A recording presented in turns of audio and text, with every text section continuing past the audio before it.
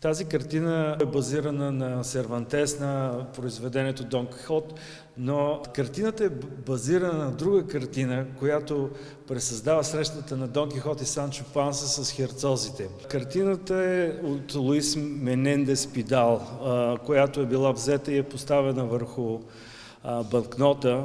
Аз лично картината оригинала не съм виждал само банкнотата.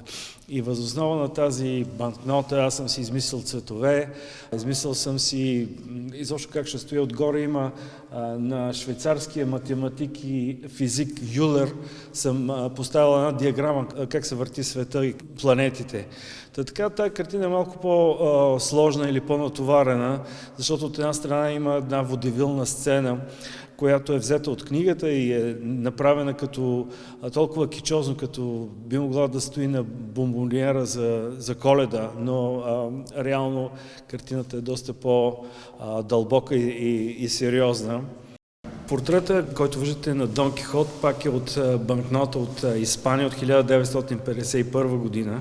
Образът, който е на Дон Кихот, е доста в разрез с образите, които обикновено правителствата слагат върху банкноти. Обикновено са на хора, които са смръщени или много сериозно изглеждащи хора, за да вдъхват респект и към парите, и към институциите, и са част от пропагандата. Но в случая този Дон Кихот изглежда доста окаян или просто вглъбен по някакъв начин. Той може да бъде всеки.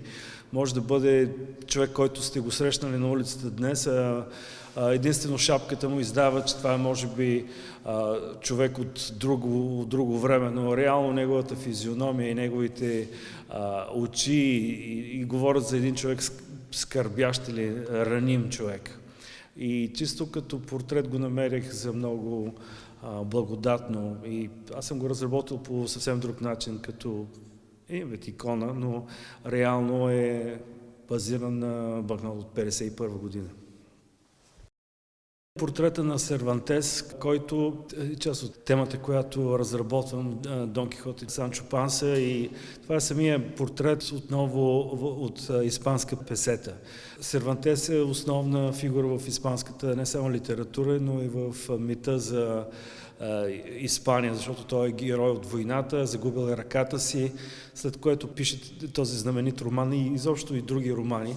И той е известен като едва ли не бащата на испаноязичната литература. Но тук този портрет е доста по-класически, в един ренесансов портрет, бих казал, с яката, с погледа, който е в бъдещето,